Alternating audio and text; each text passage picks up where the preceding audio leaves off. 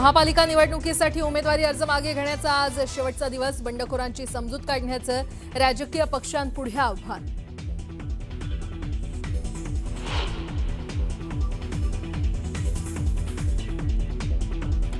मुंबईत शिवसेनेच्या 35 पदाधिकाऱ्यांनी अपक्ष उमेदवारी अर्ज भरल्याची सूत्रांची माहिती। नाराज अपक्ष बंडखोर उमेदवारांची समजूत काढण्याचा पक्षातील वरिष्ठ नेत्यांचा प्रयत्न।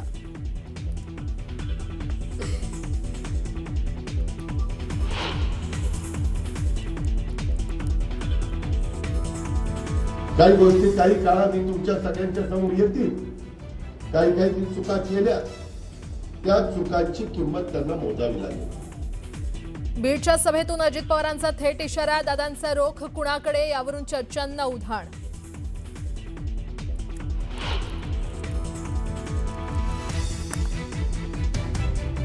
महापालिकेच्या मतदानाआधीच महायुतीनं खातं उघडलं। केडीएमसी, जळगाव, धुळे, पनवेल आणि अहिल्यानगरमध्ये शिवसेना भाजपचे 15हून अधिक उमेदवार बिनविरोध।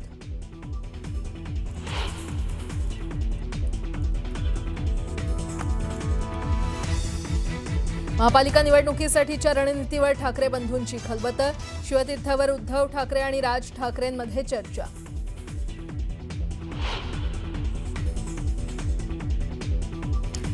अनगरमध्ये राजकारण तापलं। उज्ज्वला थिटेंची नवनिर्वाचित नगराध्यक्षा प्राजक्ता पाटलांविरोधात याचिका। शपथपत्रात त्रुटी असल्याचा आरोप।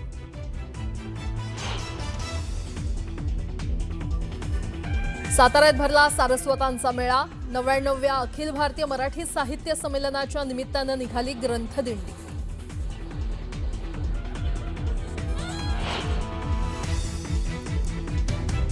येत्या 1 फेब्रुवारीपासून सिगारेट महागणार। सिगारेटवर उत्पादन शुल्क स्वतंत्रपणे लावण्यात येणार असल्यानं किमती वाढणार।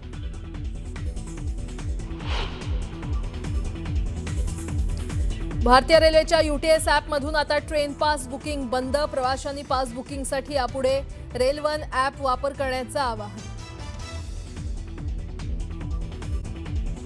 राज्यात नुकत्याच पार पडलेल्या अनगर नगरपरिषदेच्या नगराध्यक्षपदाची निवडणूक अनेक आरोप प्रत्यारोपांनी गाजली। या निवडणुकीच्या निकालानंतर इथला वाद थांबलेला नाहीये। अनगरमध्ये राष्ट्रवादी काँग्रेस पार्टी नगराध्यक्षपदाच्या उमेदवार उज्ज्वला थिटे यांनी प्राजक्ता पाटील यांच्या नगराध्यक्षपदाच्या निवडीविरोधात पुन्हा याचिका दाखल केली आहे। अनगरच्या नगराध्यक्ष प्राजक्ता अजिंक्य राणा पाटील यांनी नगरपंचायत निवडणुकीमध्ये दाखल केलेल्या शपथपत्रात अनेक त्रुटी असल्याचा आरोप राष्ट्रवादी काँग्रेसकडून करण्यात आलाय। अनगर नगरपंचायत निवडणूक रद्द करण्याची मागणी राष्ट्रवादी काँग्रेसनं केली आहे। त्यांनी प्रतिज्ञापत्रावरच खोटी माहिती दिलेली आहे की त्यांचे काय प्रॉपर्टी, पतींचे जे प्रॉपर्टीज होत्या त्या प्रॉपर्टीज टाकलेल्या नाहीयेत, शेअर्स टाकलेले नाहीयेत, पॉलिसी आहे, इतर काही गुंतवणूक हजारो कोटींची प्रॉपर्टी असलेली तरी पण त्यांनी 00 दाखवलेलं आहे, नील दाखवलेलं आहे आणि नाव पण त्यांचं मिस्टरांचं नाव अजिंक्य राणाचं नाव टाकताना पण त्यांनी नील म्हणून टाकलेलं आहे। मग निवडणूक आयोगाची त्यांनी फसवणूक केली आहे। त्या संदर्भात मी आता न्यायालयामध्ये दाद मागितली। आणि आता पुढची बातमी पाहूयात। छत्रपती संभाजीनगर महानगरपालिकेसाठी ठाकरेंच्या पक्षाच्या उमेदवारांना धमक्या येत असल्याचा आरोप अंबादास दानवे यांनी केलाय। या धमक्या खपवून घेतल्या जाणार नाहीत। प्रत्येक फोनचा हिशोब मी ठेवत असून जर असे फोन करत राहिलात तर तुमची गाढवावरून मिरवणूक नाही काढली तर माझं नाव अंबादास दानवे नाही, असं म्हणत त्यांनी निवडणूक आयोगाला इशारा दिलाय। तर संजय केणेकरांनी त्यांना प्रत्युत्तर दिलंय।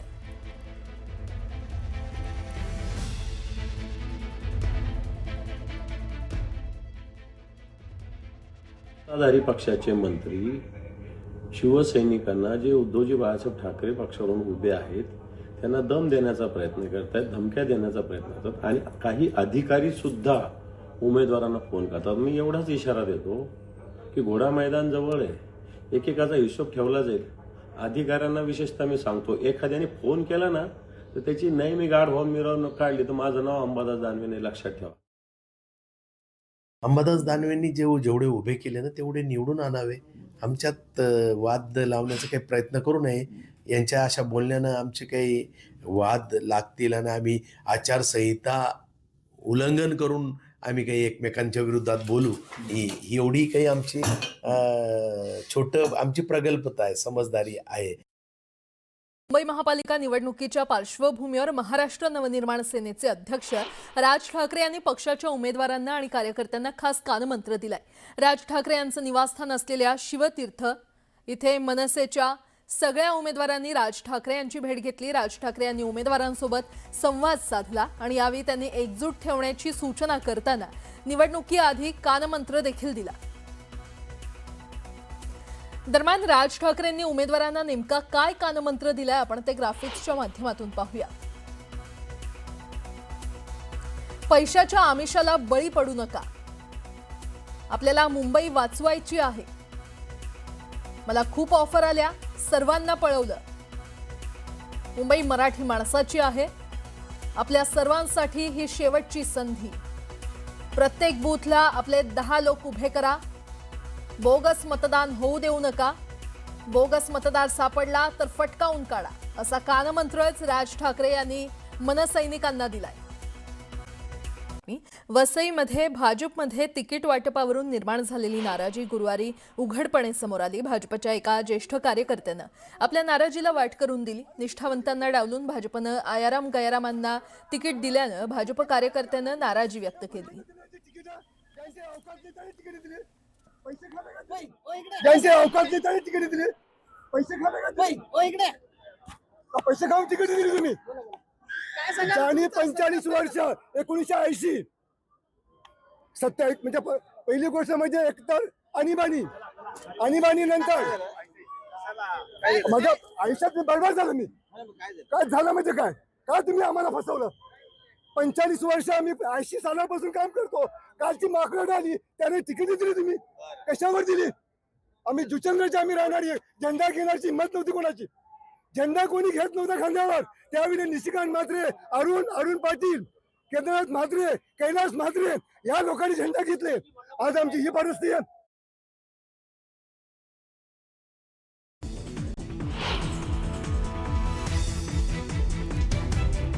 महापालिका निवडणुकीसाठी उमेदवारी अर्ज मागे घेण्याचा शेवटचा दिवस. बंडखोरांची समजूत काढण्याचं राजकीय पक्षांपुढे आव्हान.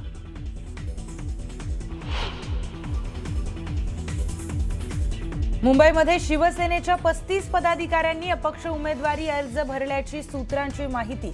नाराज अपक्ष बंडखोर उमेदवारांची समजूत काढण्याचा पक्षातील वरिष्ठ नेत्यांचा प्रयत्न.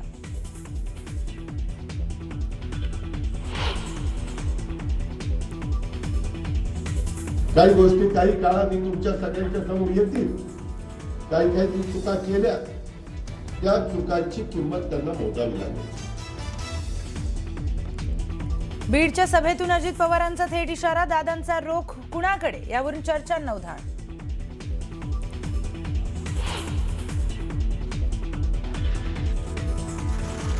महापालिकेच्या मतदानाआधीच महायुतीनं खातं उघडलं. केडीएमसी, जळगाव, धुळे, पनवेल आणि अहिल्यानगरमध्ये शिवसेना भाजपचे 15 पेक्षा जास्त उमेदवार बिनविरोध.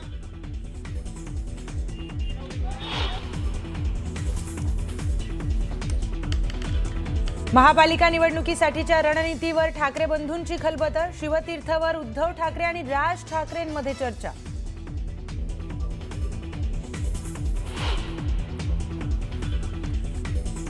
अनगरमध्ये राजकारण तापलं. उज्ज्वला थिटेंची नवनिर्वाचित नगराध्यक्ष प्राजक्ता पाटलांविरोधात याचिका. शपथपत्रात त्रुटी असल्याचा आरोप.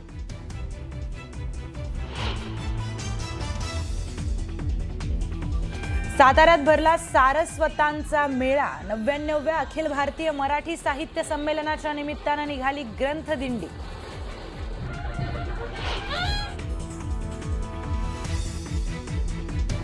येत्या 1 फेब्रुवारीपासून सिगरेट महागणार. सिगरेटवर उत्पादन शुल्क स्वतंत्रपणे लावण्यात येणार असल्याने किमती वाढणार.